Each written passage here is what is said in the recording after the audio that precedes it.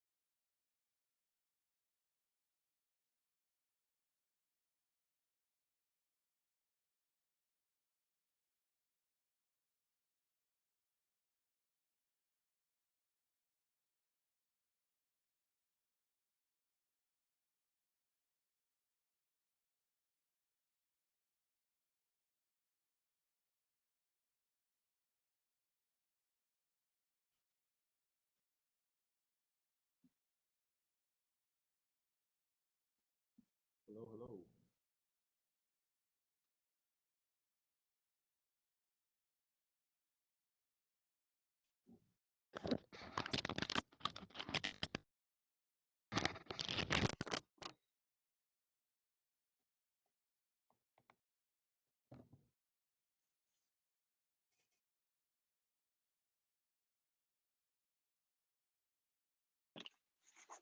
Hey, Mohammed. Hello, hello. How are you? Good. How's it going? Good. Good. Good evening, y'all. Hey. Hey there. Good evening. How's it going? Going. Pretty well. Are you mouthing or are you saying something, Muhammad? Because I couldn't hear anything. Did you hear? Can you hear me now? It's very faint. Can you hear him, Henry? No, very faint. I'm with you.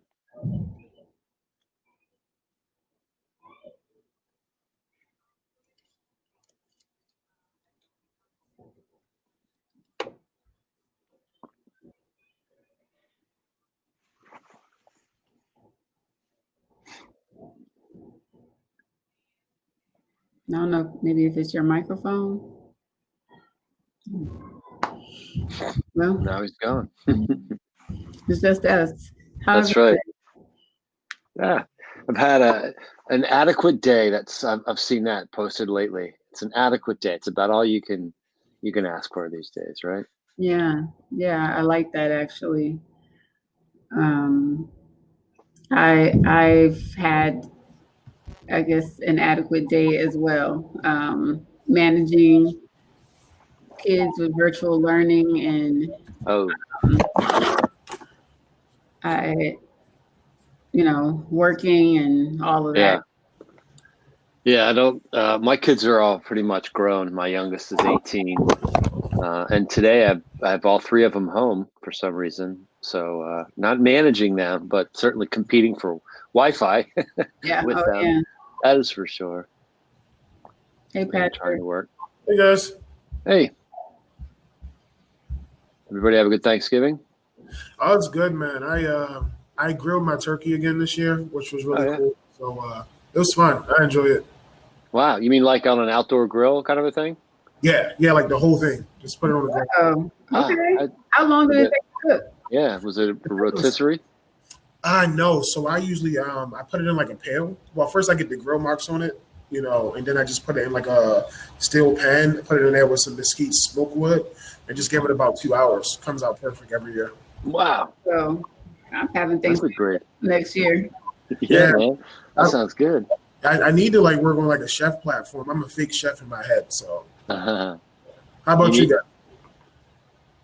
Yeah, we did the traditional. We have some family right up the street, my wife's sister and their kids. So we were 10 or 11 of us.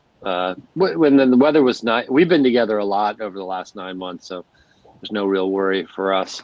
Yeah. I mean, there's obviously a wild card, but at least with the weather, we could be outside, had the windows open just in case. So it was, we were missing about 20 other people that we normally might get together with. I have a lot of family close by. So we did some Zoom, it's not the same, but what are you going to do? Yeah. Yeah, we had a small thing. We usually get together with either my family or my husband's family, and this year it was just the two of us and our kids, which was interesting because we tried to give the kids Thanksgiving dinner with us for the first time. Oh, and, yeah. Didn't some things were hit, others were not. Surprisingly, the thing they loved the most was like the kale and broccoli that I made. My kids are suddenly health conscious and looking at, sugar and calories and stuff. But yeah, the other things, I was happy because, only Thanksgiving will I make sweet potato pie. And so I made 2 sweet potato pies, and there's the dish that we call dressing. Mm-hmm. On the East Coast, everybody says stuffing, and I'm from the Midwest, so stuffing and dressing are not the same things to me. So I make dressing for Thanksgiving every year as well. So how do you fix it? Well, I make cornbread first, and then you break the cornbread up. You put in your chicken broth. You put in, if you're fortunate, some kind of small bird like a chicken or a Cornish hen. I like Cornish hen in mine, and boiled eggs, celery, and then you bake it again. But yeah, and then the cranberry sauce on top. Wow. That's that's interesting because I always thought the difference was the dressing was something you prepared on the stove or whatever, and the stuffing is what sort of the same thing, but it goes in the bird. But it sounds like you have a whole different recipe for your dressing. That's interesting. Yeah. When my family's been in Maryland for 3 or 4 generations, and there's Southern Maryland type traditions like sauerkraut. Does anybody have sauerkraut with their dinner on Thanksgiving? Most people think that's weird, but apparently it's a Maryland thing. Oysters in the stuffing. Mm-hmm. Something my dad did when we were younger. That was good. And usually cornbread, maybe sausage, but cooked in the bird. I don't do that. I'm not that brave, but my parents used to do that. So and hominy. Hominy is another Southern Maryland tradition as a side. People come from other places to have dinner with us over the years have been like, what the heck is this? I don't know. That's what we eat. Yeah. Yeah, I've always seen that as a breakfast. Hominy for breakfast. Mm-hmm. Yeah. I've heard that too. Yeah. Nika, how are you? I'm good. How are you? Good. All right. Do I need to message John? I don't know. It says he's there, but I don't see him.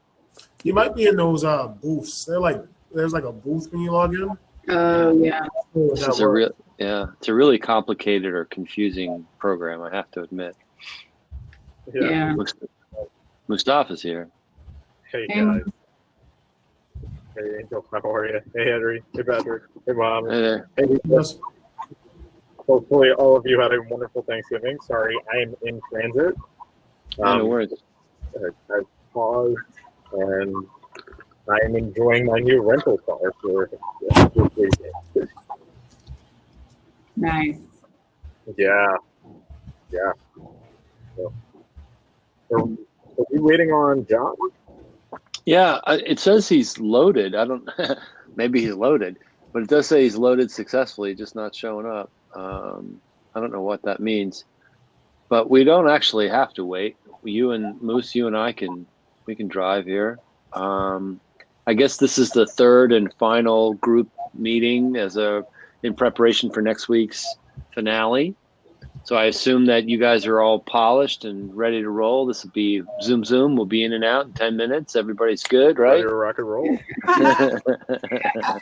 No one's waited for the last minute to get this done, right? Everybody's well prepared. It's all polished, put away.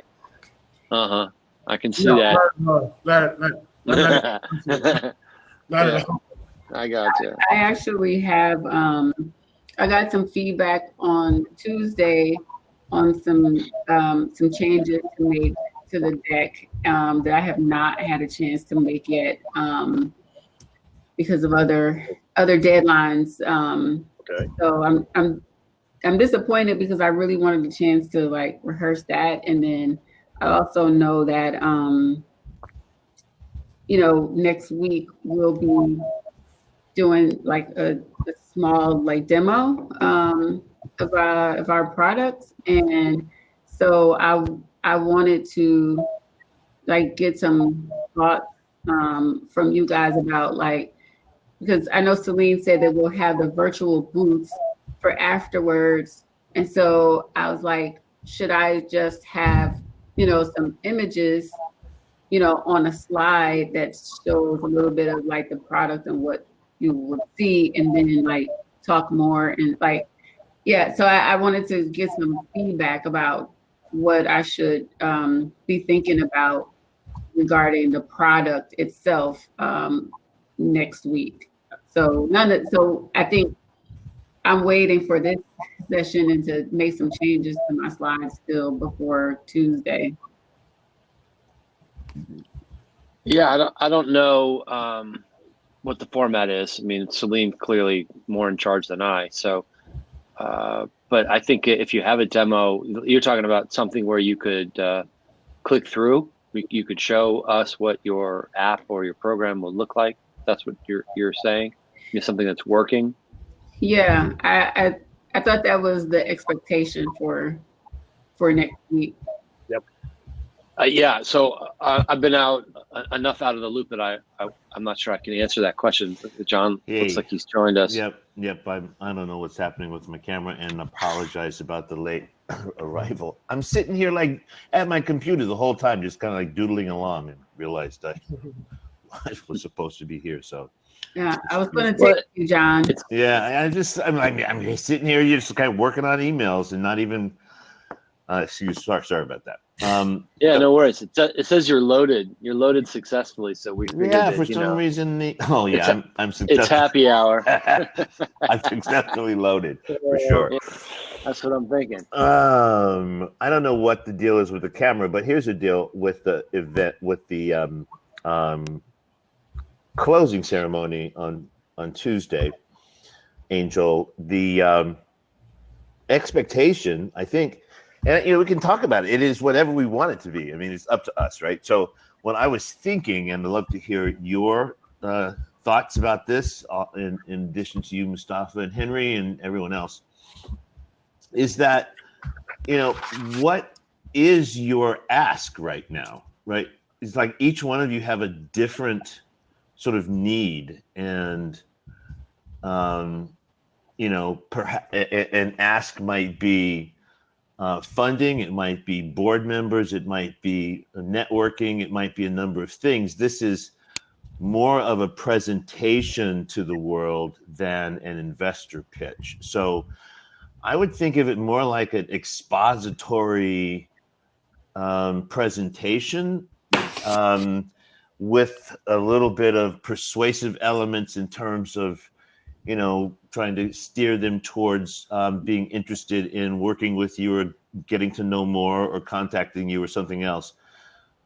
What Celine did was to set up individual booths for each one of you to be able to have guests attend after the ceremony and talk to you specifically if someone was interested immediately with the follow-up. So you can clearly say, hey, I'm going to be here in my booth for a few minutes afterwards. Please just pop in if you'd like to talk about anything, and sort of just make it a conversation as if you were talking to someone that was interested in what you're doing, and that was interested in, I think there's two parts, right? One is the sort of presentation, and then the second part is your request to just kind of talk about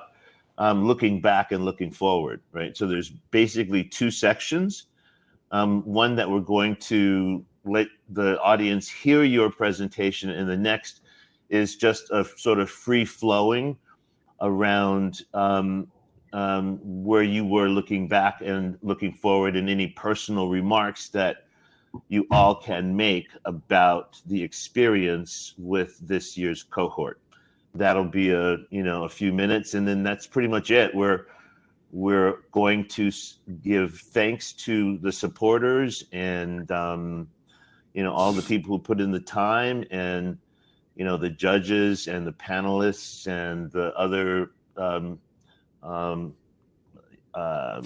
folks that sort of signed in and audited the classes may attend. I think we'll probably have the whole sort of ETC support organization, the ESO, and other advisors and connections with the broader ETC startup community, if there is any interest there. So those are the groups of folks that'll be there.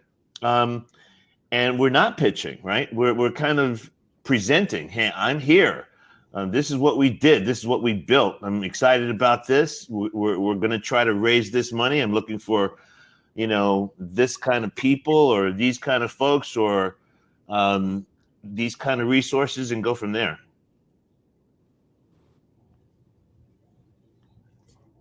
Okay, that's helpful. And one other question before I share thoughts with I was just trying to find the email. I thought I saw kind of like a little bit of the program Right. layout. And there's going to be like some kind of like a discussion. Is that going to be like all of the CEOs together on the screen, like having sort of this discussion with you about our experience? No. Just kind of free flowing. Hey, we're wrapping up. Where were you when you started? Where are you now? Just kind of riff. Yeah. Yeah. Okay. What was the value? What did you get out of this? You don't have to feel obligated to say it was all good, right? So, I want you to be real about your experience, and what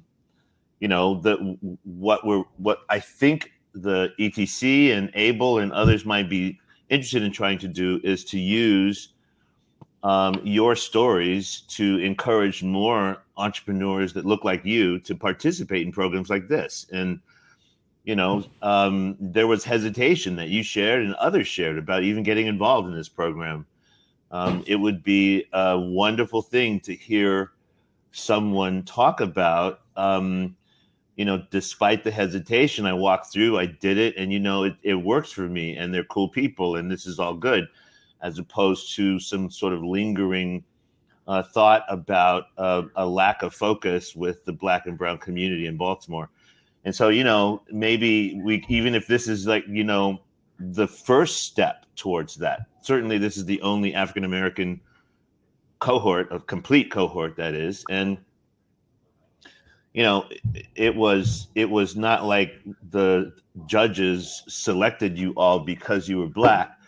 But one thing that was interesting was that the folks that applied to the program, because it related to these 5 areas, tended to be, there were a lot of folks of color who applied with social enterprise ideas to help Baltimore City.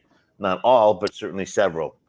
And so it would be nice to just kind of share your honest opinions about your hesitations, the financing, the concerns about, convertible notes, any of that stuff. Just kind of be honest about where you were and where you are now. Okay. do you think about that, Henry? I think, we're sort of, in a way, breaking new ground, trying something slightly different. I think everything from the get-go has been that way. So, yeah, I mean, it is not a pitch. It is a demo. It is a presentation. It's always been. It's actually the truth. You can't pitch because, as I think we've mentioned before, not everybody's a licensed broker or whatever who'd be in the audience. Anyway, meaning you can't say, I'm here tonight pitching for $50,000 or whatever. It's a culmination of this, 8-9 week accelerator. And what have you learned? How have you grown? It's just sort of standard operating procedure to stand up there and do a venture-like pitch is what we've been practicing this last 2-3 weeks or whatever sessions anyway. But I think so, to answer your question from earlier, Angel, I don't know what your time frame is, but doing a demo, maybe that's what you do in the booth. If any of you have anything that's a working demo and an MVP of some type, that just is more power to you. Because as John alluded, I think the biggest, obviously you've had some financial gain here by doing this. You've been awarded some money by even getting involved in this program, but the biggest thing you can walk away with is a bunch of, as it were, business cards. Yeah. So having that expo, having that booth space is as close as we can get in COVID-19 2020 to a meet and greet later where somebody comes up to you and says, hey, Angel, your presentation was to support you. Here's what I can do for you. Right. That's why you're doing this. Right. You're extending yourselves. Hey, this is what I'm creating. Right. This is what I've learned over these weeks, and this is how it's coming together for me. And you all just by default, as it were, by being here, you're asking for help.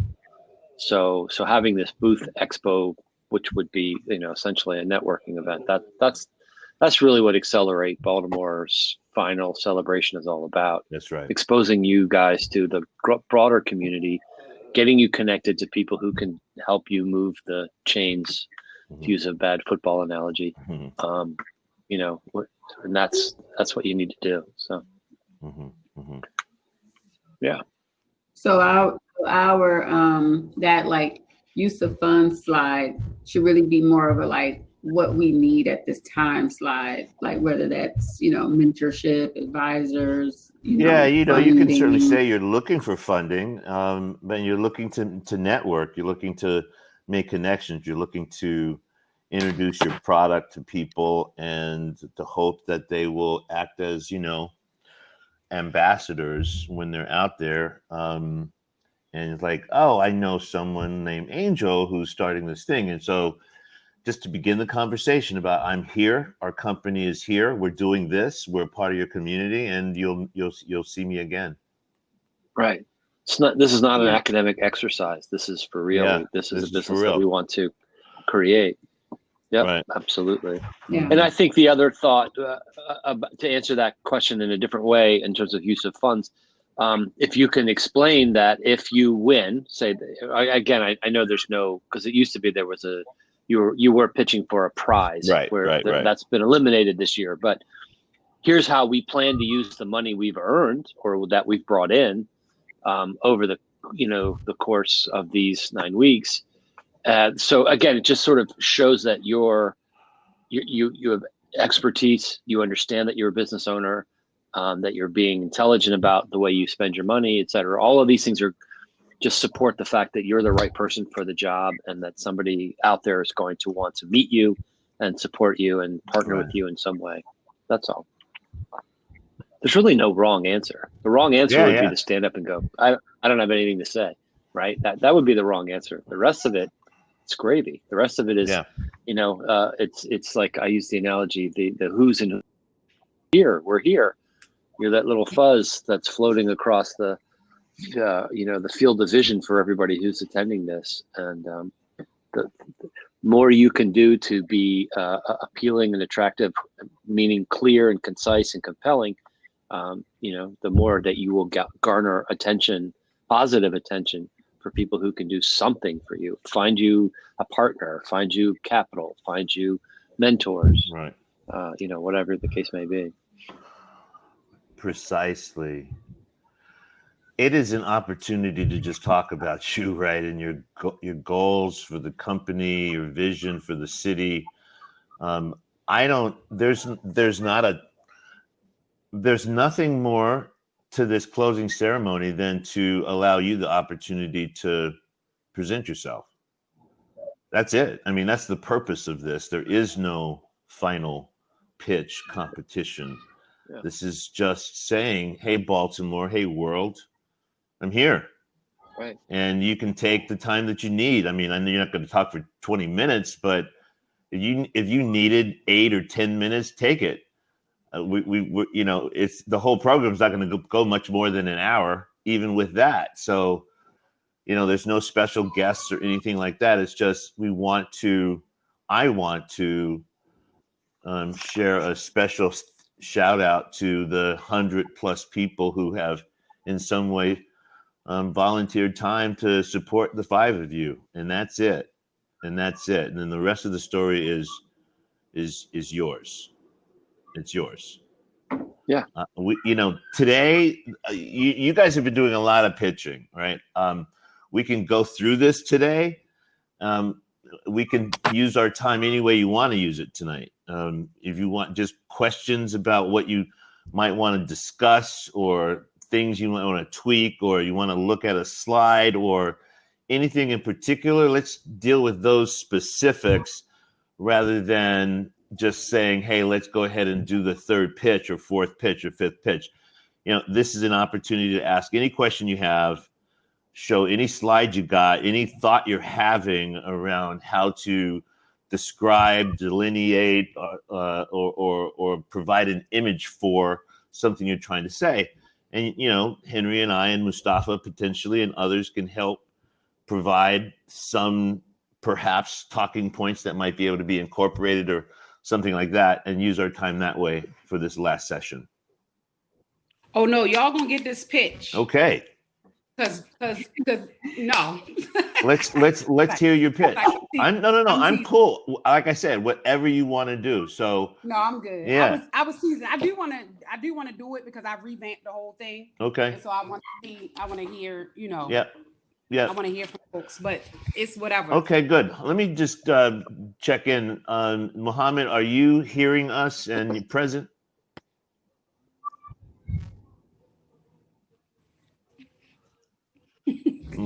Patrick, don't laugh at me. Don't laugh at me. Don't do You hear me, John? Okay, yep, I can. I just wanted to make sure you're there. Patrick, you're here. We can. On still?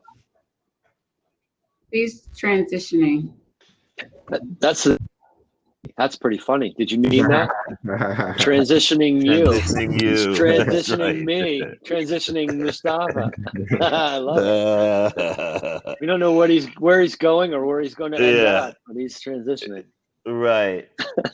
So why don't we just start with you, Nika, and then let you do your thing, and let's go from there. And we'll just kind of go around and see what you want to do. Oh darn it. Hold on, y'all. It says screen sharing is not supported in this browser. I'm talking trash. Right browser. Hold on. Let's see.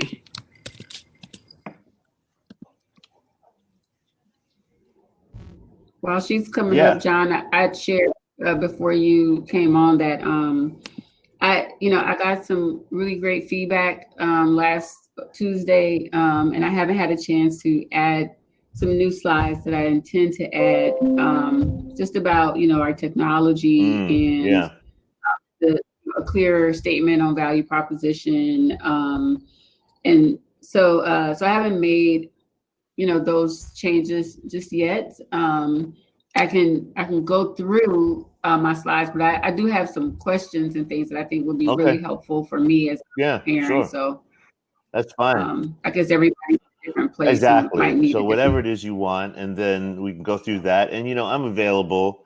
Actually, have nothing on my calendar for tomorrow and Monday. So any questions you have or things that you want to go through, I'm available.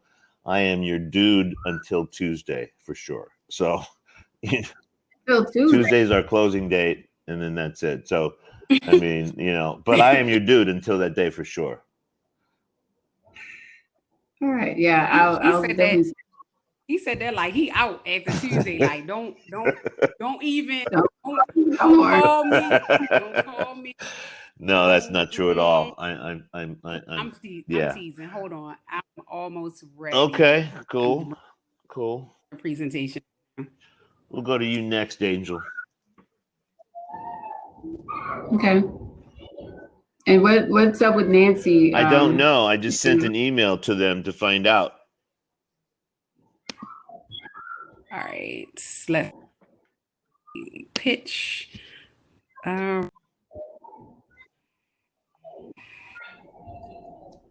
Browser. Hold on. Happen is being special, y'all.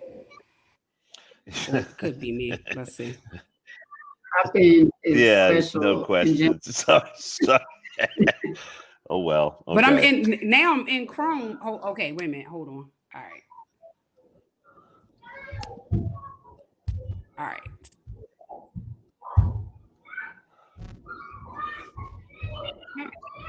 No, it just was. All right. Now I think are y'all still hearing the echo? I'm good. I hear kids in the background, but I'll mute. I will mute. Sorry, it sounds like there's a circus above my head, but I promise it's just 3 children.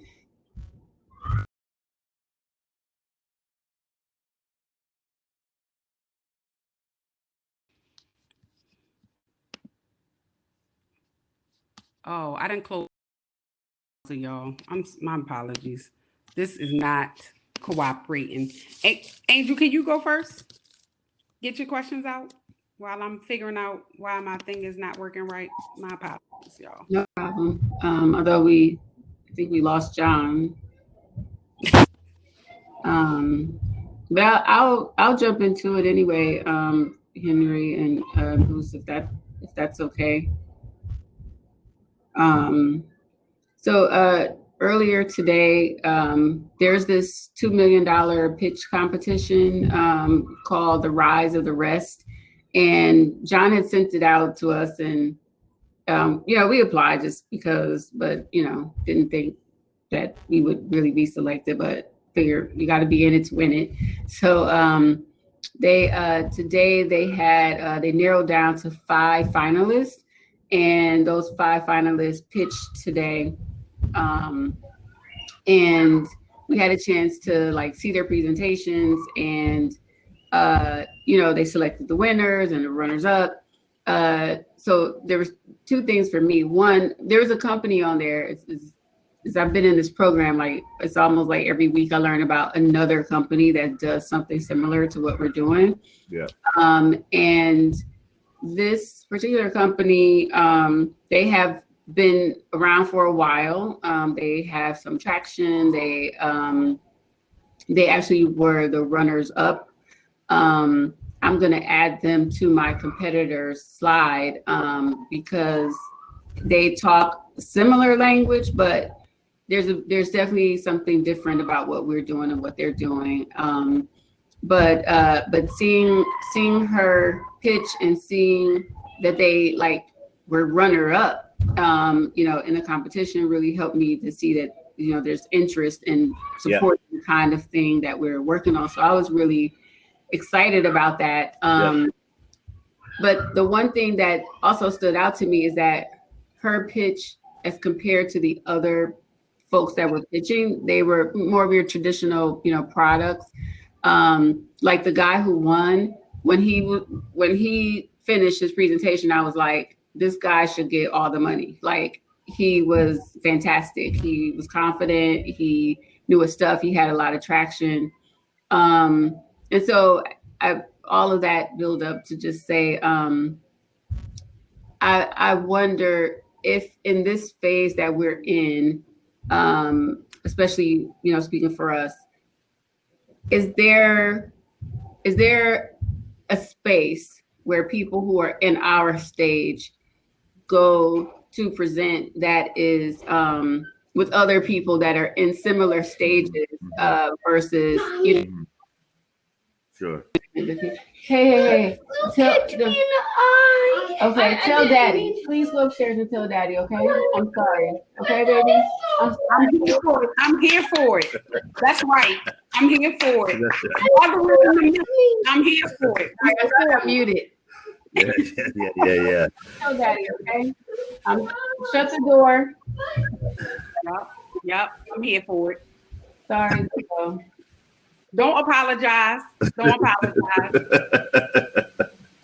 That's right. That's what we do. That's We right. must in the midst of everything That's else. right. Apologize. That's right. It's good. Yeah, sorry. I thought I had muted, but No, you can't. Dude. yeah. So I just wondered because I didn't feel like I'm in the same lane as those, and even if I had like the best pitch and like can present a very compelling like case for like what we're doing, like I don't have the kind of traction that Right. they have and all of that. So Yeah. Well, I mean, I'll start. Henry can share his thoughts as well. You're going to constantly run into people who are further along than you, and run into competition that seems like they've got a better sense or an angle that you hadn't thought about. What I try to do is to be as open as possible to see what the market and what the competition is doing and help use that to help drive my differentiator. As far as the pitch itself, there are different stages, and sometimes a pitch competition won't be so strict about the stages, and other times they are, where there's just an idea stage, a TEDCO sort of seed stage, an accelerator stage. So there's different stages that you get to. You've raised $1 million. You've been through the process a few times. You've got some private investors. You've got some state money and things of that nature. So it sort of just helps you to just get a little more comfortable with the whole pitch process. And in 6 months from now, there'll be someone like you getting in and looking at you thinking, damn, man, I'm not even close to that. So you got to just get ready to see, entrepreneurs that seem to be doing a more experienced job than you, and take what you can and apply it and try your best to compete with the best.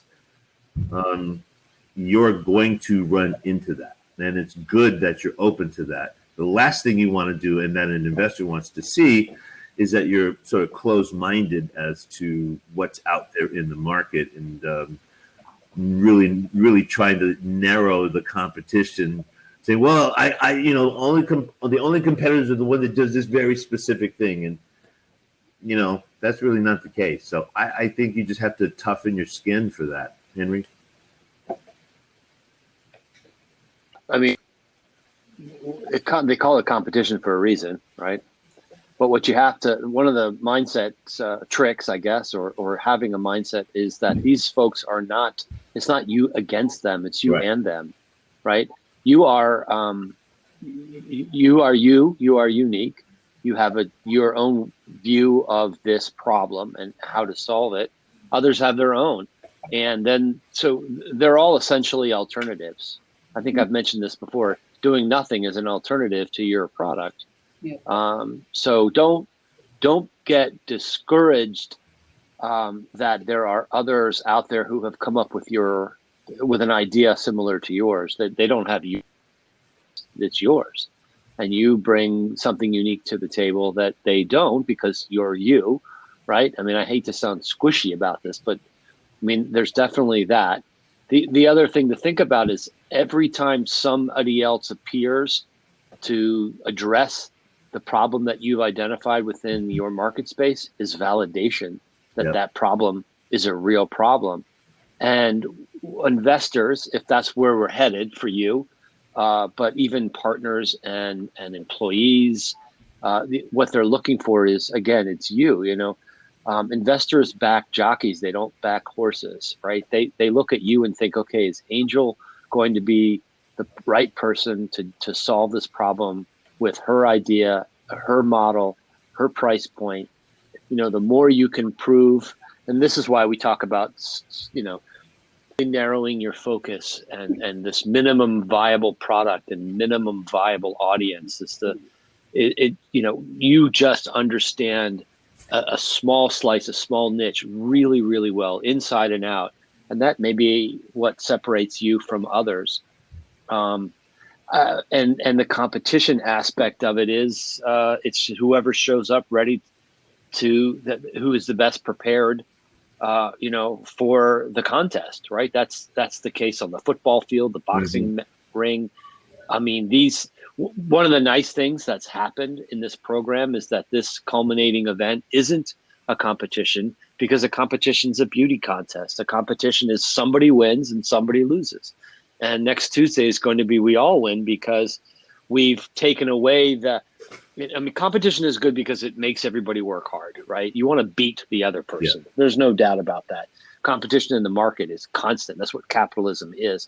However, what's happening next week is really a showcase. It's for you to stand up, and so, and every time you do it, you get better. So practice, practice, practice. All the cliches, apply here. The more you do it, the better you get.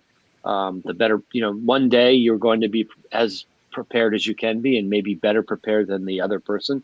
And there are days like the Ravens, who showed up on Wednesday, God bless them, did their best, could have almost beaten those guys from Pittsburgh, right? Yep. I mean, the weather, everything, all these things have a factor.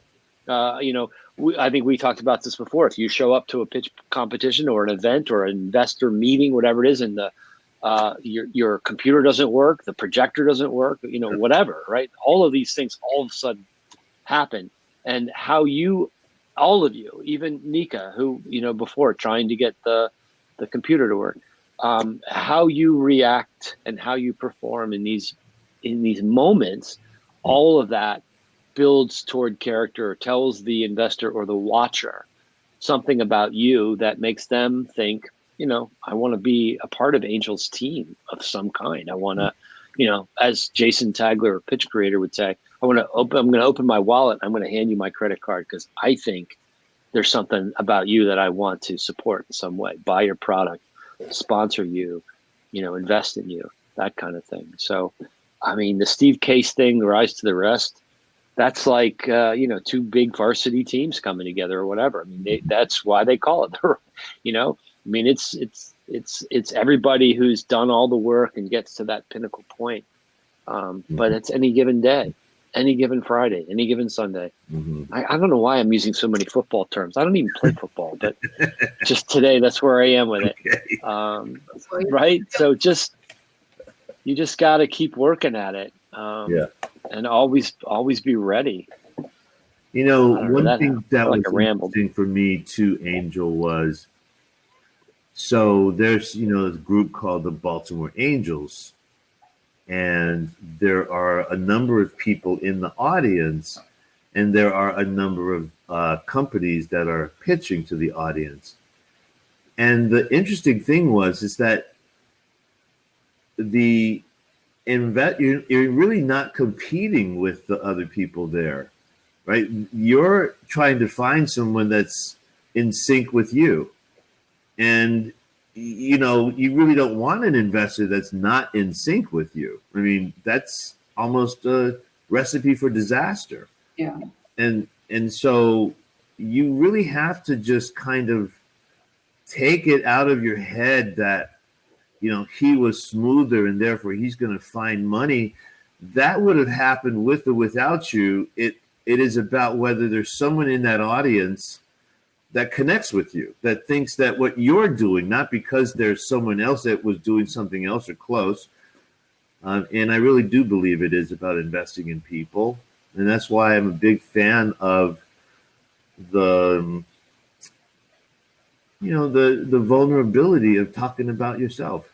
That's why I tend to, think about how that's powerful and sets you apart, and it kind of tells your journey and the grist that you're made of. I would try to take the competition out of it. We have a, sort of this contest culture. in a contest, there is one winner. But with investors, it's typically, I mean, you can get into, people are they'll get into apply to every program in the country, apply to every pitch competition. And then there's others who just want to, apply what they learned, go to market and find an investor who is going to support them.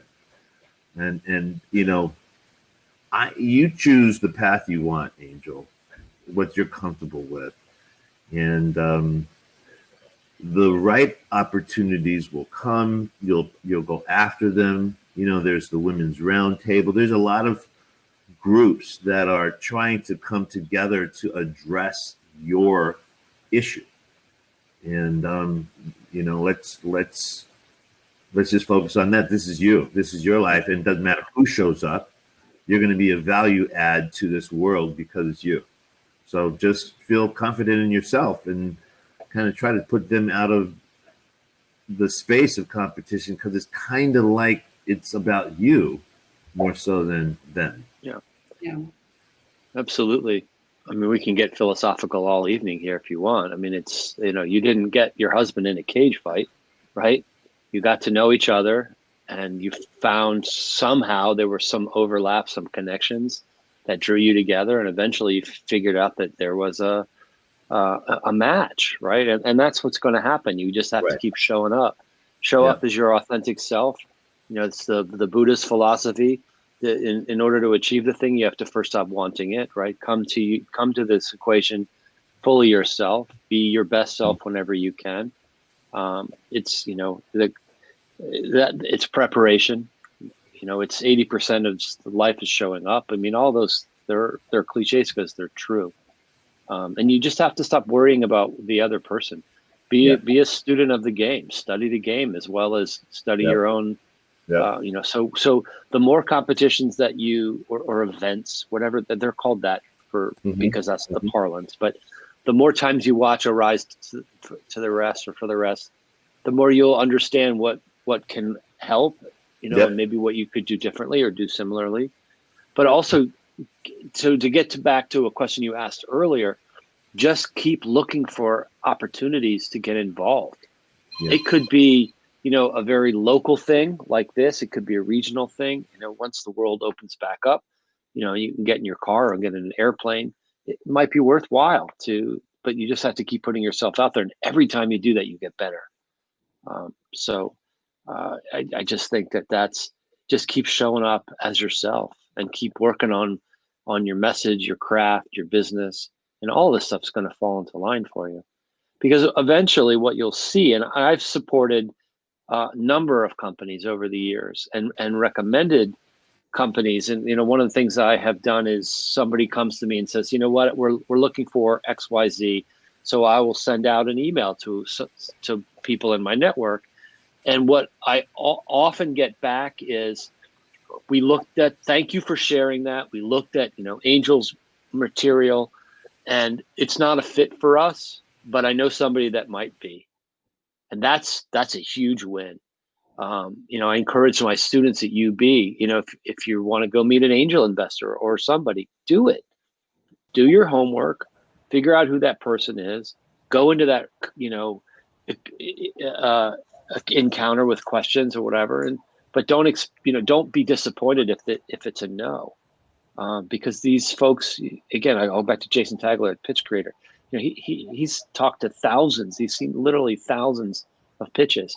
And I forget his numbers, but it's like 10%, less than 10% of any company that he sees he's interested in, right? So there are hundreds and hundreds of pitches that he sees throughout the course of a year. And he's very, very selective. But the best thing that can happen, the next best thing, I guess, is that, no, you're not a fit for us, but I know somebody who might be, or here's what I would do differently because, you might be, in order for you to be ready for that next person. I don't know. I feel like I'm babbling here, but just to say, don't get discouraged. Don't watch Shark Tank on television. That is hooey. That's BS. That's Hollywood. But the rest of it is legit. Just, put yourself out there, get involved as much as you can take. Keep an open mind. don't take it personally. Thick skin, as John said. It's just business, and keep trying to learn. You're just be a sponge, constantly learn. Goes for all of you guys.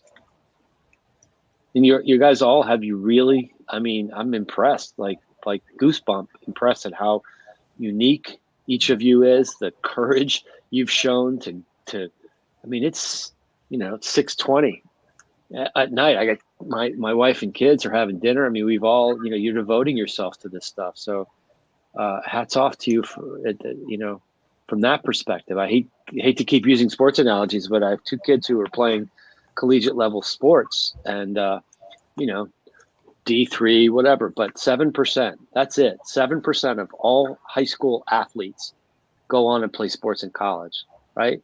And so to do that at the first year and then continue it through 4 years, man, that dedication is worth celebrating. Doesn't matter what level you play. So that's what I'm saying to you. Keep going. This is what you want to do. You got to want to do this. You got to want to eat ramen. You got to want to miss your kids' dinners. Not want to, but you got to know how to put up with it, right, John? Tell me about it, John. You got to love it. You got to want to breathe it. And you guys each have these incredible, unique gifts coming to this. You bring a different perspective. You're impressive to me because you've set out to solve a problem that affects people with hearts and minds and blood. And, again, given what we're doing today, this is it's a huge victory. Just the fact that you guys are here. I don't know. I know Nancy would be here, I'm sure, if she could be. Show up again next week. The gifts will come. Something will come of this. This will be a really positive experience for you all. And you may end up down the road throwing it all away, thinking it wasn't there. Again, how many? I'm a word guy, not a numbers guy. I'm sure there's a huge percentage of companies that start and fail, but they don't fail. Generally, don't fail because you worked really hard at it, right? It just wasn't the right mix. It wasn't the right combination. It wasn't the right, I don't know, whatever the hell it is. Mm-hmm. So, is this helping? Am I bringing you down? I don't mean to. If I am. I think this really helps to take the edge off, and to sort of think about it as the right. I love the analogy of finding your mate. There's a lot of competition out there for your life partner, and you kiss a lot of frogs and that whole thing, and not everything is meant to work out, but when it is, it's right for you. So I think that helps to take the edge off a little bit, and to just sort of say, let me just go in, gain what I can gain from every experience, and be better for it and ready for when that time does come to me. So I appreciate it. Yeah, I remember when I was first got out of college and started interviewing jobs, and I actually I had an internship, and it was ending, and the folks who were my boss were encouraging me, go and do these interviews. And I remember a couple of times coming back very discouraged, and they said to me, look, it was never that position was never yours to have. It just went to somebody else. It wasn't that they, no strike against you, but it just wasn't, you weren't the right fit, or you didn't lose that job interview. It just went to somebody else. And you just got to keep showing up, and you got to keep working at it, and try to maintain as much as you can, as I said before, that authentic quality that makes you want to do this, and don't get discouraged. It's easy to get discouraged.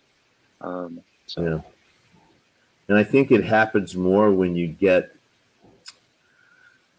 feel like you're so scripted, and less when you're authentic. So when you're authentic, you just get to be you, and you go in, you do your thing, and you look for a fit.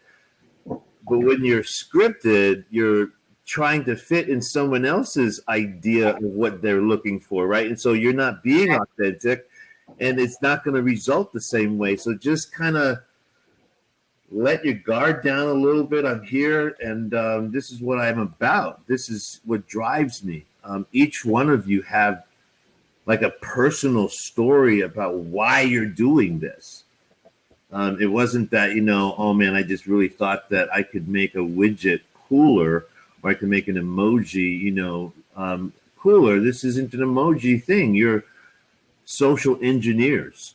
That's kind of, you're taking on a big task, right? It's like, so I think that the judgment's a little different. You're taking on more than just a widget. You're trying to engineer our society in a different way through technology.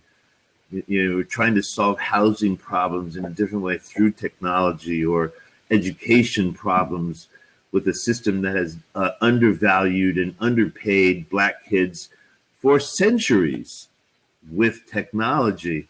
Everyone's like really trying to bite off a big chew. If you get discouraged because someone else was like not down with that, I don't think that's actually something that you should get, because the long road of racism. The journey that you've gone through by being a Black woman and a Black man in this place.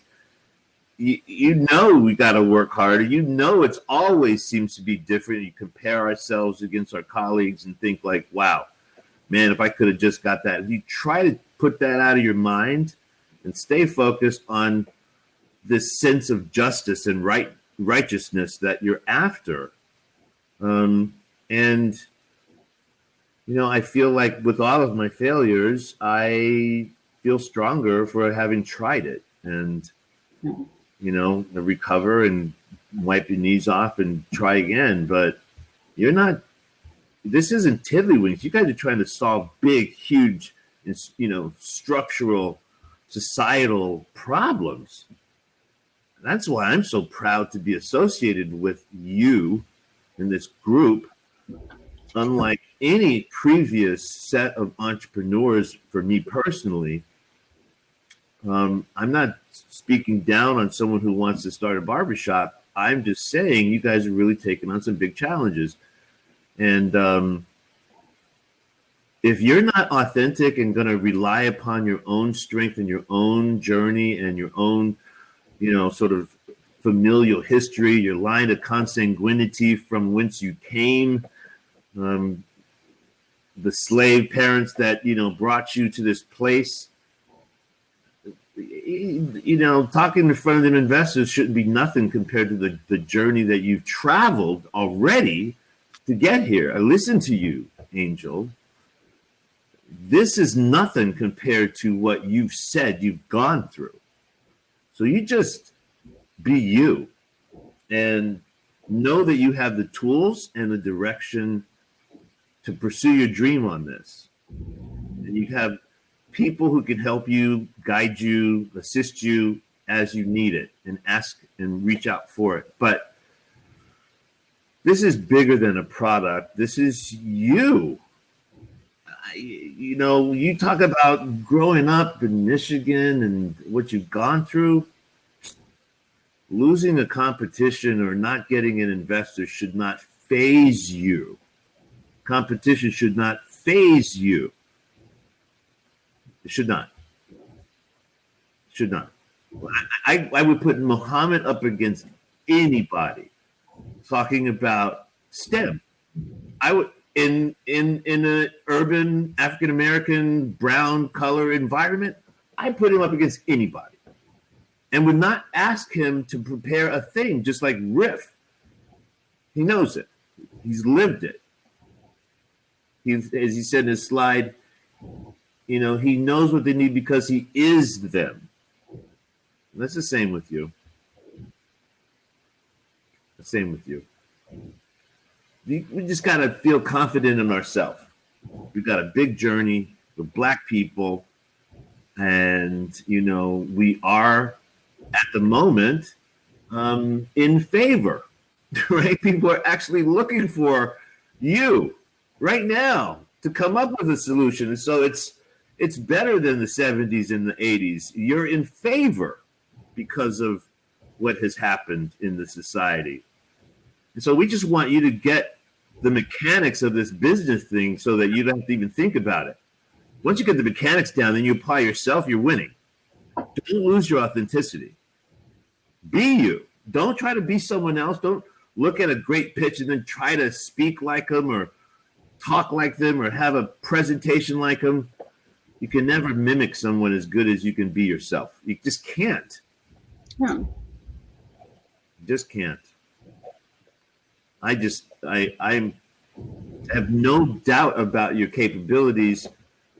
I'm not saying this because I've coached 1,000 people or have lived all of the lived experiences of everyone else, but I can say that I know you, and I know you mean well, and you're dedicated. You got a great idea, and you're committed to it. Don't let these people or your competition turn you away, push you down. The money is out there. They just need to find you for you. You don't want an investor who doesn't want you. You don't want to beg. We don't want to be begging for money. That is it.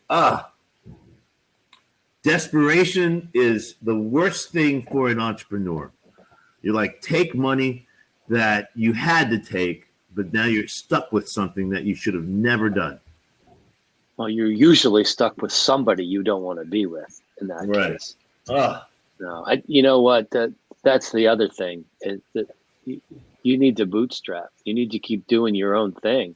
Money will come to you. You know that's the Buddhist thing. You don't want money early on unless you've got like $250,000 worth of development you can't live without. You know, something like that. You just need to keep working it. Find a way to do it without money, right? That's what I said about eating ramen. But the other thing I want to say along these lines is just about the times. I mean, we're definitely at an inflection point in the society, and I think what you guys are all right now are education companies, right? Classes in session. Each one of you again brings an authentic viewpoint to one of these issues from your own perspective and your own imagination in mind, and people want to hear about it. So that's right. Take this as an opportunity to educate us, right? That's right. You are the subject matter expert. You're the SME here in these conversations. And in a way, the competition next week is the 5 of you for everybody's attention. But the fact of the matter is nobody overlaps, right? I mean, the idea of putting together a CDL, Uber, whatever, that just, it's mind boggling. I love it. And and the idea of the community revitalization from your own perspective of seeing this happen and having you sat around and said, there's got to be a better way to do it. And I'm the one to do it. Yeah. There's nothing more compelling than that. So this next week is really going to be, it's a showcase. It's it's a pageant, as it were, where you could each come out and play a violin and an accordion and tap dance or whatever, right? Yeah. It's the Apollo, right? You guys are each going to get up there and sing or dance and do your thing, and we're all going to be ready to hear from you. That's that's the other thing to think about. Even in a Rise to the Rest type of setting, everybody's in attendance wants to hear from you and is rooting for you. So we've taken away the blue ribbon. Everybody gets a blue ribbon next Tuesday, which is fine. So, but the rest of it is the same. Everybody's showing up to root you guys on, to see you succeed. Right. Your success is our success. If each one of you is able to accomplish what you want to accomplish, think of the world that we'll all be living in. I know, and then if there are hundreds and hundreds and hundreds of others like you out there who want to see you succeed so that they can succeed too. I don't know why this country has gotten so, it's either my opinion or your opinion. I don't get it. I'm tired of it. And this is not the setting for that. So God bless you guys for standing up there and saying, look, this is the way I think we ought to be doing things. And that's right. Join me. I think we talked about that, Angel, with you. It's like, this is your moment. I'm ready to like rock it out of here. Right. Get on board. Take that attitude next week. Yeah. Yeah, and it just sucks that we can't all be together and you can't get hugs and high fives and business cards and I know all the good stuff that comes from You know, as I said, I do this at UB. I do this to college students, even though most of the students are more like you than your traditional student. They're typically working adults, but still, it feels to me like that they're still young and learning. And I try to expose them to this for that very reason. Yes, somebody walks away with the first and second prize, but that's great because it's money they need. But I always feel like everybody walks away with something, a business card, a pat on the shoulder, acknowledgement, validation, you know, all of the above. So if you can't get, I mean, you know, damn, Henry, that's what tugs at me real big. You know, I used to be a big hugger. You know, just, you know, I want to talk in person, want to meet with a person, want to sit down and get to know them. And, you know, I think we've done okay with this virtual space. So Angel and Muhammad and Patrick and Nika, try to take the pressure off from Tuesday. Just, there's no pressure. We just want to hear from you. We just want to know what your company is about. You can say it in any order you want, any cadence. You know, you can do it according to your pitch regimen, and you can hybrid it, anything you want. The entirety of the effort is about saluting your work and helping you launch. That's it. And, you know, even if it's us and only us on the call, it'll be an emotional day for me personally, and just to know that we've made it through, even if it's just us. You're ready. And so let's just take the fear out of it for over the weekend. You know, kind of do your cadence and think about your pitch, but just talk to us. Just talk to us. Just introduce yourself and talk to us about who you are and what you're doing. And less formal. Are the others, are the other three, are you guys all also feeling some trepidation or nervousness about next week? Dumb question, huh? I am. You know, it's probably been no secret that I've kind of like, you know, struggled with the pitch thing. So no, we're going to have to kind of do the final one next week, not really knowing what to expect. You know, this conversation today is definitely kind of just help me tone down a little bit. So it's definitely been helpful for me. Like I got like 10 papers over here. I was ready today, man. I got like scripts and stuff everywhere. I was going to come back at it again, but just knowing like I don't probably need all of this. I probably just need to find that balance between why I do what I do and all of the odd things that make me this bus driver guy, and just go out there and be myself. So it's definitely been helpful for me. And it's less reading because I don't have to read all this. You don't want to read. Yeah, you don't want to read. Right? You don't want to read, man. You don't want to read. You have this stuff. You just want to tell us what you are, what you do, how you do it, where you stand, what motivates you, why you're the one, why you should jump on the train, and what you're looking for. I'm looking for some coaches. I'm looking for some capital. I'm looking for some connections and network. I'm looking for some design teams. I'm looking for these things to help us move forward. That's what's going to help us drive this. If I get those things, we're going to be at this point next year at the same time. And, you know, that means 200 more kids wind up having a shot at a better education and a better career. That means, you know, 100 families or 100 children are not going to have to walk by that damn block that had all those blighted properties. I mean, you know, that's what it means. You know, Nika, you say that quote just rocks me, and I'll use it all of my life. That, you know, a child walking past that many blighted properties on the way to school has already failed the first grade. that rocks me.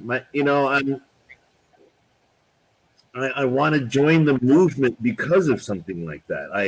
I went to Howard in law school, and I have been involved in justice, reform, and justice has been my life because of these things. You just pull at my heartstrings. If the single investor that's out there that has any money more than me and has the same feeling I do is going to be interested in working with you. You, with your animated theatrical presentation, with your powerful voice, with your striking features, you, Muhammad, with your exploding neck veins and intensity that can, like Nika said, you can walk through a brick wall with, just strength, power, and compassion at the same time, which is one of the beautiful sort of balances that you have, Muhammad, because you're one of those guys that society is taught to fear, and then at the same time you're the one that wants to teach a kid. You're the one that wants to improve the society, but they don't get to see that because they didn't take a moment to learn about the passion that you have for your own community, yourself, and the world. I couldn't imagine something more powerful than you saying who you are and what you're doing and not getting caught up in your deck or order or anything like that. It'll come. The order will come. The deck will get better. It'll never be perfect. There'll be a little tweak with every presentation for the next few years. It'll be part of your marketing materials. You'll put it on a slick. You'll do your, brochures at the conventions. You'll do a video recap when you have a booth. You'll do all those things. It'll get better. One thing that won't be any different, however, is you. You're the common denominator in that process. Your authenticity. That's what has to be there.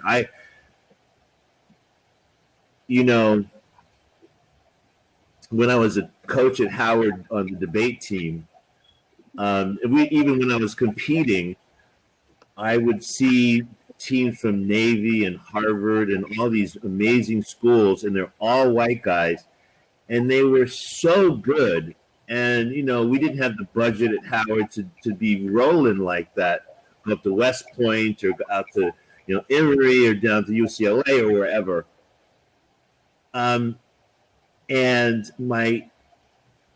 it just kind of became a mantra of mine since then, throughout my law career and trial practice and all of that, is just know the mechanics of the game and just be yourself. Just get the mechanics down. Just get the mechanics down. Don't be someone else. But know the mechanics. So you know that, hey, listen, you need to make an objection now. Make the objection now. But make it your way. But you know the mechanics of when to make the damn objection. But make it your own way. Be authentic, but know the mechanics. And that I ask you all to really keep in mind as you go forward. Don't become someone else because they're doing well or because they won. Just learn the mechanics. Just learn the mechanics and then be yourself. Your story is what's going to sell this. It really is. The deck is it's necessary because it's a tool, and it's a common tool. So that helps the listener, because it's something that most people who are listening to these presentations, they've come to expect. But it doesn't mean that you have to put on airs, as John said, or become somebody else. They're talking points. There are 5, 6, 7 core elements that help us understand what your business is, how it's going to run, how you're going to make money, who your audience is. All those things are necessary, but it isn't something that you should feel uncomfortable putting on, right? It's not like putting on somebody else's clothes, or it shouldn't feel that way. And that's, you've done a lot of work in the last 8-9 weeks, and you will, as John alluded, you will continue to before you feel completely comfortable in delivering your story within this framework. So the framework is, at least the fundamentals of it is important because, as I said, it allows you to speak in terms that a lot of people will understand, which is critical for getting some traction at the beginning. But yeah, you can, when you get really good at it, it's like trapeze artists. Eventually they pull the net away. Yep. They just know their abilities and they know their routines so well that they don't need those trappings that the deck might present to you. And Patrick, I think approaching it makes you feel like you have to memorize a long script. I mean, those are just training wheels. You'll get better at it. But the more you continue to revert back to what it is that motivated you to get going and do this, and that believing in yourself as the one who really knows the most about this subject will allow you to have flexibility. It's sort of like a jazz trumpeter, right? It's the improvisation that happens during a live performance isn't just something that they pull out of the air. It's after practicing and practicing and practicing and knowing the scales and the notes and where they fall and how they fall. That's what creates art, right? That's what you're headed for. I feel like I'm getting an echo, but so I think, understand that you're dealing with a scaffolding, a framework right now. You're going to rail against it a little bit, but you have to embrace it in your own way. Make it your own. Make it your bitch, as they say, right? Make it bend to you, man. Yeah. Do you, Nika? Would you like to go ahead and give us your pitch? I mean, y'all, I'm good. If y'all good, I'm good. No, we're good. I want to be here and do anything, answer any question, give you any thoughts about anything that you have. And by the way, if it comes to you tomorrow or Saturday or Sunday or Monday, you can send it then too. So now after this whole conversation, I feel like I should just surprise y'all. Now I feel like I got it, and I should just good. I just should surprise y'all on Tuesday. Okay, cool. I do want to ask you guys if, and this is just open-ended question. One of the things that I noticed, and I thought it was absolutely great, was like all of you guys had like these such incredible stories that are so captivating, and they just kind of reel you in so much, like you can't ignore them. And on my side, I've struggled with that, determining where that, and this kind of goes what Angel said, just kind of comparing yourself to what's kind of around you. Like I would sit through a lot of these and feel like, in full transparency, like, dude, my story is no way as interesting as the rest of these. I'm just a guy who used to drive a bus who wanted to find a way to kind of change the game up a little bit. And we're just based upon you guys' opinion and knowing me for these last 2 months, where can I find that story that makes people care about what we actually do? Like it's been rough. It's definitely been rough trying to figure out where that balance is at. Can I take this one? Oh, go ahead. Go ahead, Mom. I want everybody to take Muhammad. Just real quick. I think it's about the people you serve. The people that the bus drivers serve. It pains me when I see mothers standing waiting for a bus. It pains me when I see a young female standing there waiting on the bus. You know what I mean? Or an old person. Or even dudes like my age. Like I'm not into that. I don't do the hack thing. I'm not letting nobody in my car.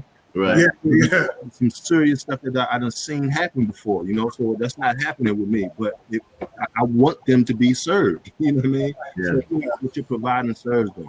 Patrick.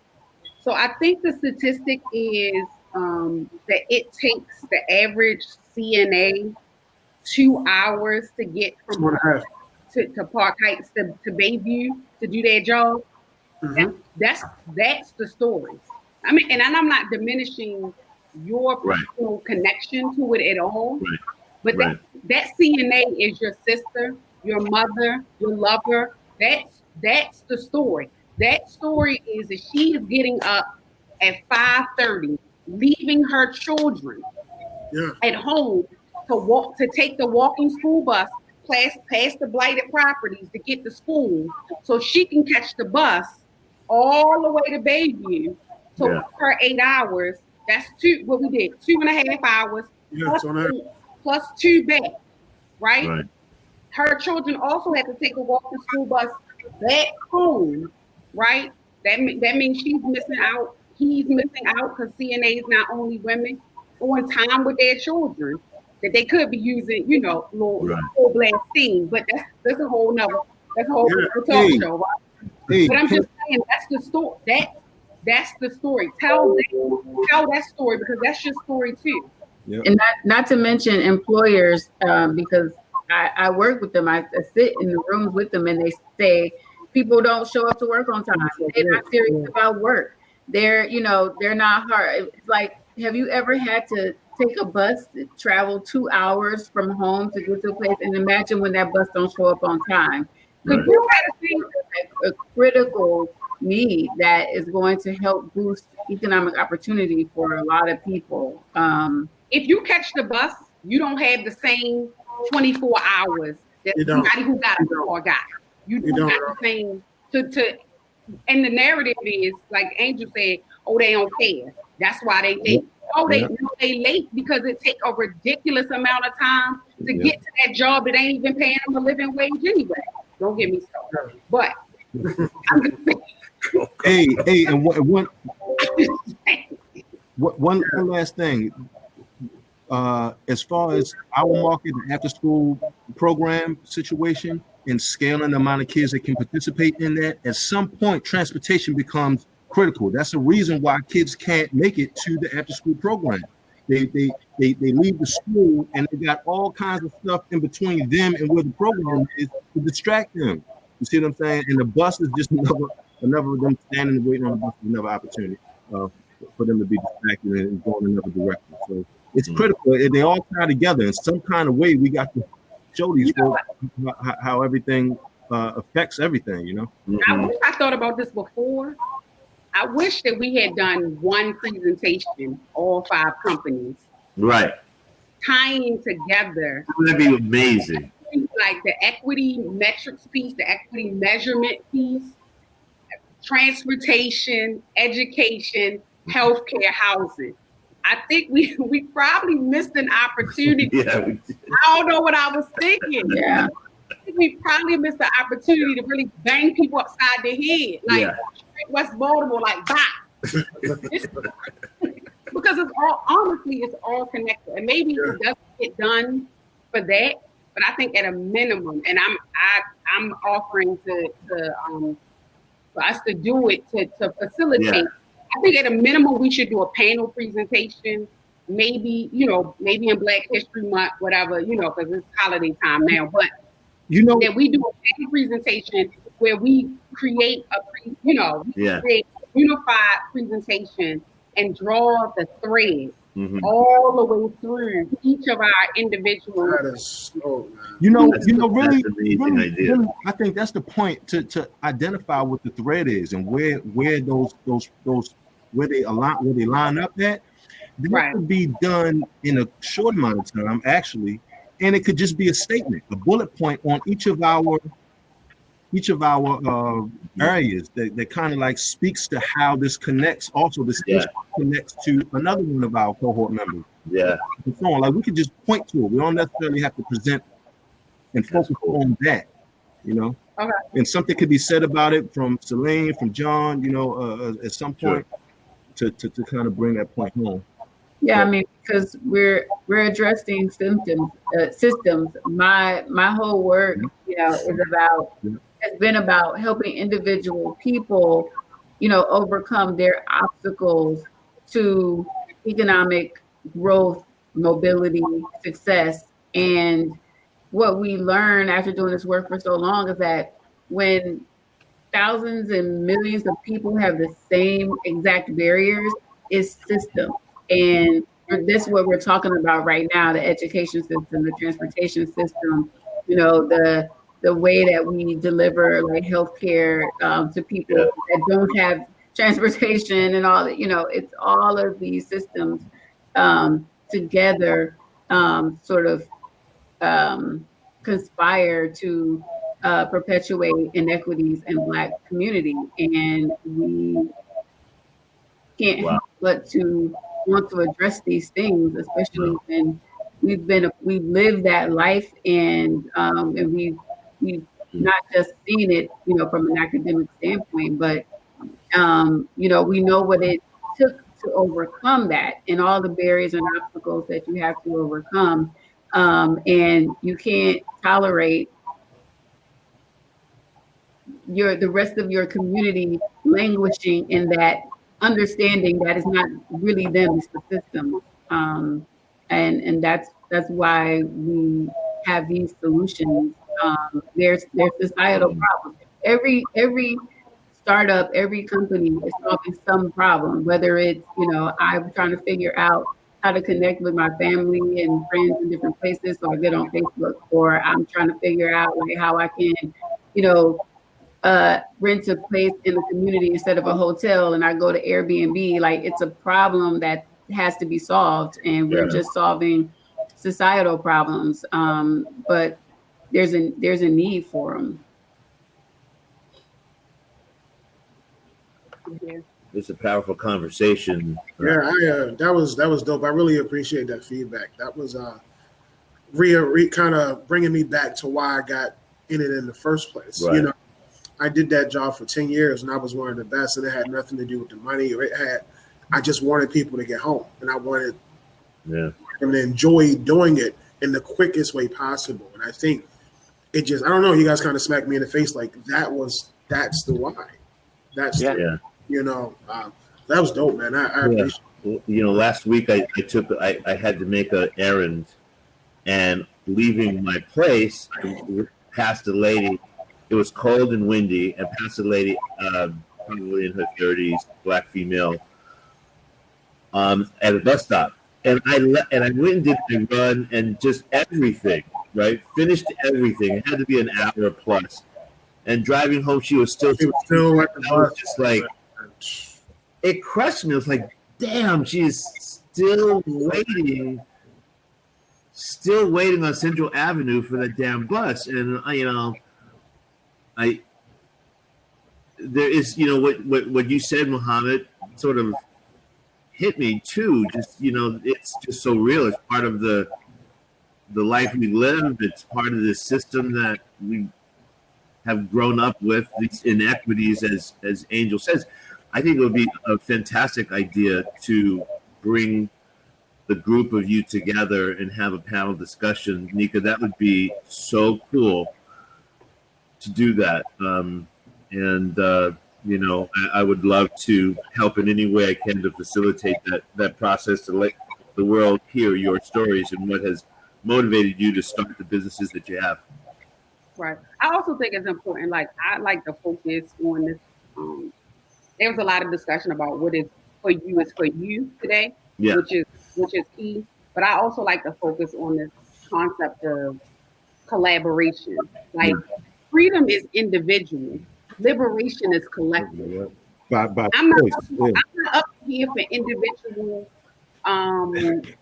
money. I'm not here for if I got money in my pocket, I got a couple coins in my pocket, but my community is sick, I'm sick. Period. And I think that's the come from of everybody that is that's here, right? So I think focus on how we can talk about like collaboration and cooperation, not competition. I'm not in competition. I have to say it to y'all. I'm not in competition with y'all. We are in collaboration. We is running for liberation. We fighting for liberation. And that cannot be achieved unless we're operating collectively. Like, I could go into the whole diatribe about capitalism that probably would not. The truth is, what we're working for is new systems. The master's tool will never dismantle his house. Never. Never, ever. And we're not here for that. Like, we are literally trying to leverage the power of currency. Like, Our power is not capital. Our power is currency. It's our connection to each other and how we leverage that to go forward. It's community. Hmm. That's and that's that's it. So, Can you be our speaker for the closing ceremony? You know, This is what I'm saying. hey, I want to follow you, man. It's all you kidding. I can, but I promise you, I'm telling you, what I just said, like that's what it But is. I'm just saying you should. I would love for folks to hear you say. I would love for folks to hear this conversation right now. You know, it was amazing to hear your reactions and your thoughts about this whole thing. I'm here for it. I know that, you know, I don't know how ready people are for it. I'm happy to say it. I'm happy to repeat it. If you watch at all, I'm actually doing a panel discussion tomorrow at for the St. Louis History Museum. Oh, is that right? Yeah, that we've done this thing. This is the third year about segregation in the city because Baltimore and St. Louis are a lot alike. And I will tell you, I have a tendency of dropping. So I'm just telling you, I don't want nobody to be upset with you. Oh, please don't worry about me. No. So send me a link, please. Okay, cool. Yeah. I wanted to say one other thing to you, Patrick, because this whole reconnecting with your story thing is something that I really struggled with and had to come to terms with. it's hard. It's hard to not lose sight. I felt as if I had to conform to a certain way of like people want to hear certain things. Like I'm like, people don't really want to hear why I care about this. You know, there's the formula of, you know, they want to hear about, you know, TAM and they want to hear about, you know, financial projections. And I do understand why that is important. And, you know, from like, you're talking about creating a business. And I think one of the things that I've really come to understand about this experience is that, you know, we're talking about starting a business, and business needs to operate in the marketplace. Somebody has to open up their pocketbooks and spend in order for what we're doing to be successful. And we really have to have a clear understanding about what is going to make that happen, and have a plan to make that happen. But I felt that my story and the reasons why I care about this would not necessarily be received. And when I shared even the first time with this group, like I was shaking so much. I was so I don't know, emotional. A part of me felt like, you know, I don't want to have like, you know, this poverty porn kind of experience of like, you know, I'm, you know, telling my story and people were like, oh my gosh, like I feel so bad for Angel and you know, whatever. And then see, you know, I don't want somebody to support me because they felt sorry about my experience and like, oh, like you came, you know, this far. So like, you know, that's great. You know, I want people to support what I'm doing because it's a great idea that makes sense and that can, you know, be successful. And so I wasn't going to like after that session, I was like, I told my husband, like, I never want to say the and like I'm not in. And so you saw me trying different, you know, stories that were still true to me, but not making myself as, you know, naked as I felt, you know, that in that moment. And then Monday, John knows the story. I was all set with my presentation. I had rehearsed it and I was talking to, you know, I pitched it to my husband, to my partner. I was like ready. And then I shared it with Moose. And the night before, Monday night, and he was like, he just hated it. He was just there was a slide that he was like, take that out. I hate it. And that was really hard for me because it was the night before, and I was like, I felt so ready, and I, didn't want to have to go back and like make all these other changes and then not have enough time to rehearse and like all of that. And I sat there after everybody went to bed and just stared at the screen for like an hour. I swear I didn't do anything for like an hour because I was like, how do I, like people say, like, I want to hear your story, but how do I tell that alongside like, like the business need, like there's a societal need, there's an angel, sort of version of like the need, and there is a business case, but like, how do I bring those two together? Like, I really, really struggled with that. And so I had to sit down and spend that time with understanding like how I could do that. And so I was just researching. That's what I do. I'm a researcher. And I found Airbnb's slide deck, and they had this one slide where they just had the problems on the screen. And so they were able to talk about multiple problems with just one screen. And I was like, that's it. Like, that's going to be how I like start with my story, and then like connect the story of like how inequity hurt like people, but then bring it to how it impacts companies and how it impacts our society. And then like I can make that transition. So my point is I had to spend time with like my story and figure out like, what about it was important for this. And then, that made, I don't know, I felt like I had more ownership, of it, and it was less about me giving it because somebody said it, I should say it, and more about me understanding that this gives me a certain understanding of the problem that makes me really well qualified to do what I'm doing and to be talking about what I'm talking about. Yeah.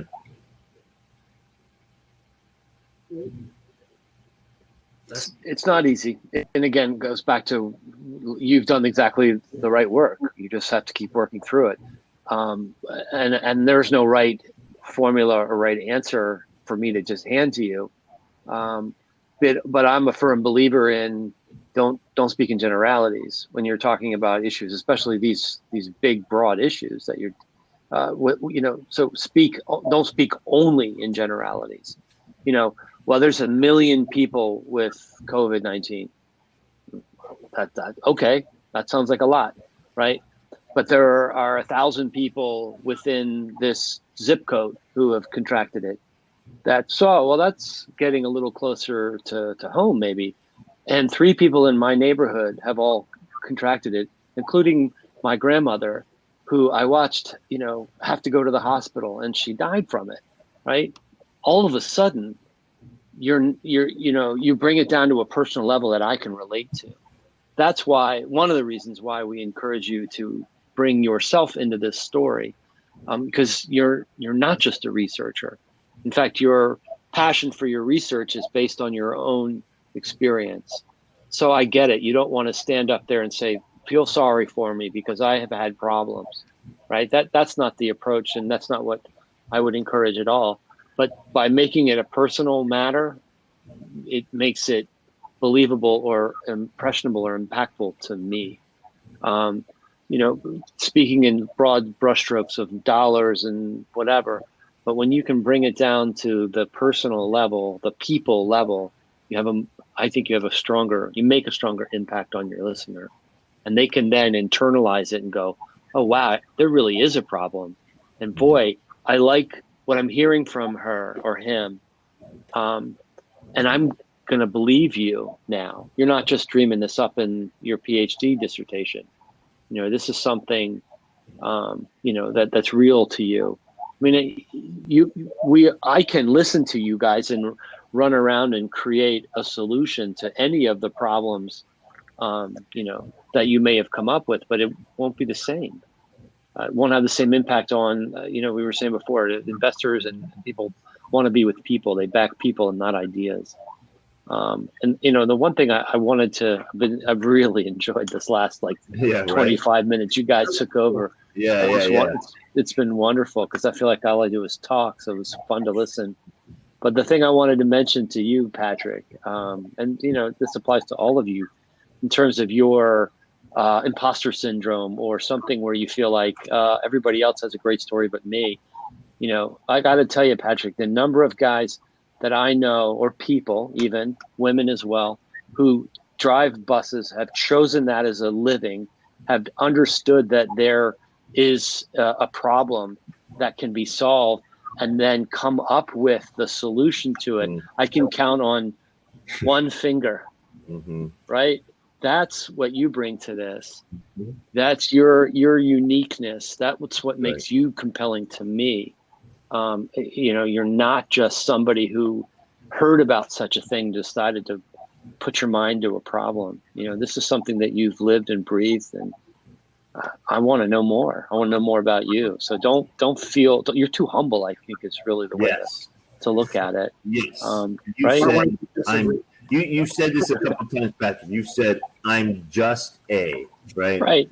And I you gotta just stop starting the sentence like that. I mean, you're not just a bus driver, and you've said that so many times by way of comparison, and it's just not true. Yeah. It's just not. No. It's just not. I think the only other bus driver I can say I know is the guy Jackie Gleason played on television, right? I mean, so you got to own that. You've chosen this career, and and you're looking to solve a problem. Any company would want to hire you for that reason, right? You're looking to solve a problem. You've understood what it takes. You've put in the energy, the math, the knowledge, and you're bringing your personal, spin to it. You got to own that. Don't be afraid of that. That's the best part. And you just got some great advice from your colleagues. Yeah, absolutely. About how to personalize it. You just got some great advice you can take any direction you want.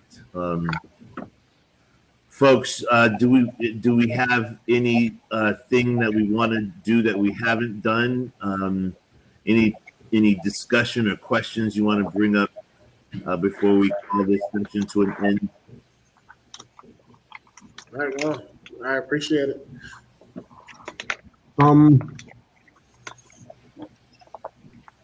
So our UV project, right? Yeah. So we got $1,000 out of the OpenWorks business plan pitch competition for that piece. I had to halt the crew. I put them on pause as far as clocking hours related to that because I got to see some type of light at the end of this tunnel. I just can't walk into this thing.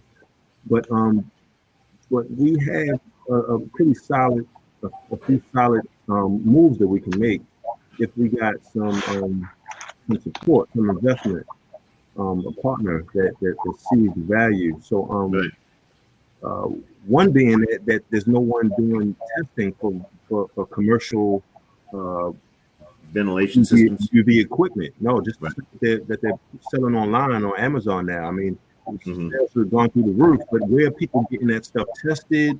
Find out if it's still working. You know, any questions that they had. There's nothing set up to answer consumer-based retail questions about UVC products, right? So we could potentially be that where folks would send us their products. We could test it, send them back something certified that says it's putting out this amount of UV radiation, and it's efficient or it's not. So and as well as a product that can solve this indoor air issue that we're all dealing with and carry outs and banks and everything else. So so we have some moves that we can make on this. So I'm trying to figure. I definitely know. So being as though the way things are going to be this way on Tuesday, is there an opportunity for us to present that piece as well, like in that room that y'all were talking about, like maybe more information, a link? Sure. Let me tee that up a little bit for Henry too. I don't know how in depth you are familiar with this, Henry, but Mohammed's team has a multiple of sort of revenue models and projects one of which is not related in any real way to the full blast steam education piece.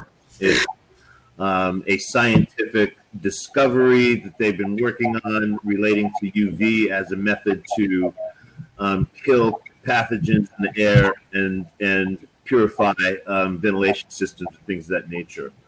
The challenge has been, how do you articulate all of that, right? You've got the academy, online learning, you have products, you have events, you have physical facilities like an arena and pop-ups, and you have R&D that has generated a solution that potentially stands on its own, has a completely different business model, right? What would be your advice about how to tie that all together, or is the advice not to tie it together, but to read the audience and do it specifically based upon who you're in front of? No, that's a good question. I think my gut reaction is to allude to it. You have a very limited amount of time that these folks are going to be listening to you, and what you want to capture their attention. So you want to focus on the thing that's going to be that's most important to the conversation, and I would think it's the program itself, and how it came about. I mean, all the things that you've been working on up until this point with your pitch, but I don't know what the format is, John. Whether there's Q&A, typically you have 5 minutes to pitch, 5 minutes for Q&A. Yeah. And my advice often is if you have more things that you want to address, you can sort of like tease it in your presentation, and I'd be happy to address this during Q&A, something like that. Mm-hmm. But what I'm hearing, which makes me change my answer just slightly, is that this is actually an outcome of this process. So in a way, what you could say is, we didn't just make this up. This isn't theory, right? Right. This actually works. And here's an example of how it works. We have come up with a solution to a problem that could be very valuable today. And I'd be happy to talk to you all about it afterwards. Something like that. I mean, I think what it isn't that you're talking about, the recipe for the cake you're going to bake, and the furniture in the kitchen, and the roof over the house, and like all of these details that at some point somebody's going to be overwhelmed by. You're saying that because of the program we've put together that I've just described to you, we can actually create solutions. One of which I really want to tell you about, because it has to do with today's problems, right? Filtering the air system is what businesses around the world are in need of right now, so they can open back up. And I'm not going to go into any details because I don't have time, but I would love to have a conversation with you about it. So, mentioning that there are multiple things that could occur because of this academy, let me tell you one thing in particular that really will get your attention. And then let's have a conversation afterwards about it. Nice. That's how I would do it. Nice. It's great idea. I can see how you can incorporate that nicely, Muhammad.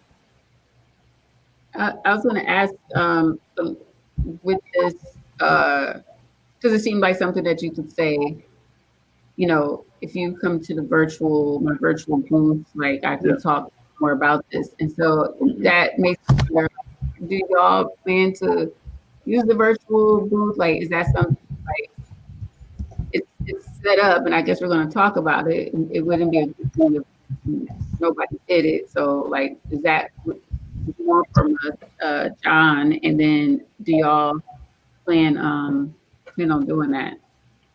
Yeah, so there's just going to be a link at the bottom of this page, or at the, when you sign in, and it says just like visit session, and then it says visit virtual booth. And so during the program, we'll be saying that each one of you will have a booth assigned, and Celine will go over that and will tell people how they can join the conversation with you after the program is over, and they would just click on that which one of the booths that they'd like to join in, and then you would each have the ability to moderate that conversation. You know, they come in, you introduce yourself, you talk about, you know, just kind of wait and see if there's a couple other people. You know, what brought you here? What, you know, so what do you think? Thank you for being here. Is there something that you'd like to discuss? And just kind of begin a conversation. So it'd be no different than this, but it would just be at the end of the program. You click a button and you just go to your booth. Okay. You would be the one, you know, sort of leading the conversation, introducing people when they come in, ask people, you know, why don't you tell us your name and a little bit of what you're about or why you're here, and, you know, just kind of go from there. Yeah, it's a little salesmanship. It's a little like signing autographs after the end of the concert or something. You know, it's that kind of thing. They'll all want to meet you. You know, as I said, and if we were in person, hand you a business card or whatever the case may be, shake your hand. Man, that was a really great talk. You know, you really inspired me. It makes me think of what this experience I had, and tell me more, things like that. Yeah. Cool. Other thoughts, concerns, questions, comments? Nika, you are charged with taking this forward, so I'm looking forward to hearing about the. And I will reach out. I am going to be thinking about how to put you there to talk about what this collaboration and liberation. No, we're gonna do it. My cohort members are gonna hold me accountable to my word. I'm saying February 2021, we are going to have a cohort panel. Okay. Hour, and we are going to talk about. We're going to break it down. We're going to talk about. Okay, I love it. Our collective efforts toward liberation. Yep. That's fantastic. Yep. You know, that's a wrap, folks. That's wonderful. Thanks for joining us tonight. Thanks for these 3 sessions, Henry. I really appreciate your participation over these weeks, dude. I really thank you so much for volunteering. You're a rock star, man. And the pleasure is all mine. I am humbled and impressed and in awe of you all, and I am really, really, really glad to be able to meet you and to help you guys. And I can't wait to see what comes next for all of you. Not just Tuesday, but February and the next one. I mean, honestly, I think what I took away from tonight is that you guys, you know, you're the physical representation of the solutions that need to happen. There isn't one solution, because there isn't one problem, and there are all these problems. And it's amazing to me that how you guys interlock, and you even you recognize it. And kudos to you, John, and the team for orchestrating this, and you know, having this wide representation. But man, it's like an ecosystem in a box. Literally, this little box here on my screen. So hats off to you guys. Good work. Can't wait to see next week. And as John said, you know, whenever you need, just don't hesitate. I'm here. Thanks so much, Henry. My pleasure. Mohammed, Patrick, Nika. Love you guys. Take care. All right. Take care. See you next week. Take care.